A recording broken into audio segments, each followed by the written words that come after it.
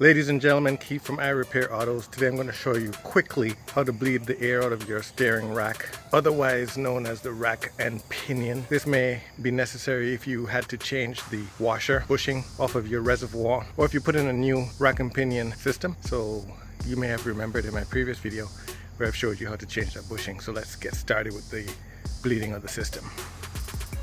Hey, but before we get started, I know you've been meaning to subscribe, so do that now. Thanks.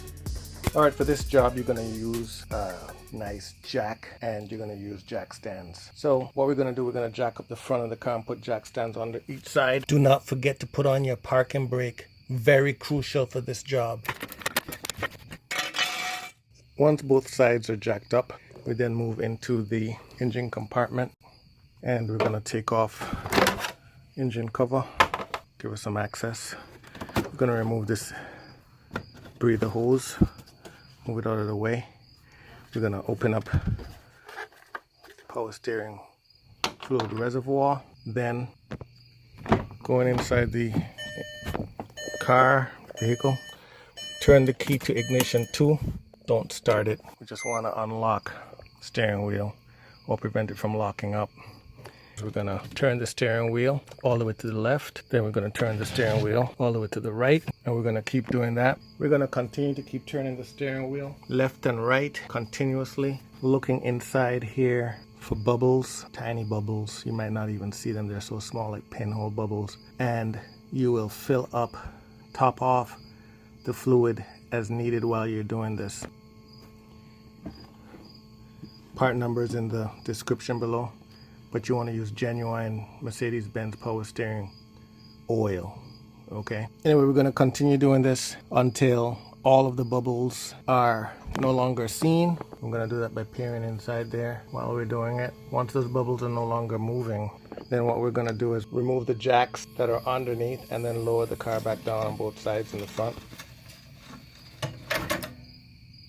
Once the car is lowered, go back in, put it to ignition 2 position. Don't start the car, and we're going to continue to turn the wheel all the way to the left and all the way to the right. It's going to be much harder. Continue monitoring to make sure that all of the bubbles are removed. Once those bubbles stop, then what we're going to have to do at this point is reconnect the cover for the power steering fluid reservoir, connect the air port, put back on the engine front cover, and we're going to continue this exercise of putting the car to position 2,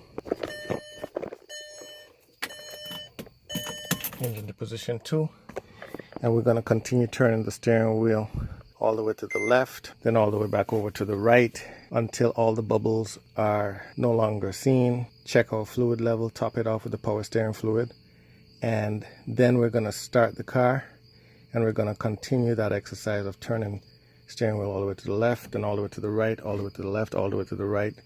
Take it for a drive, come back, check the level again, and that's how you bleed out all of the air from your power steering on your Mercedes vehicle.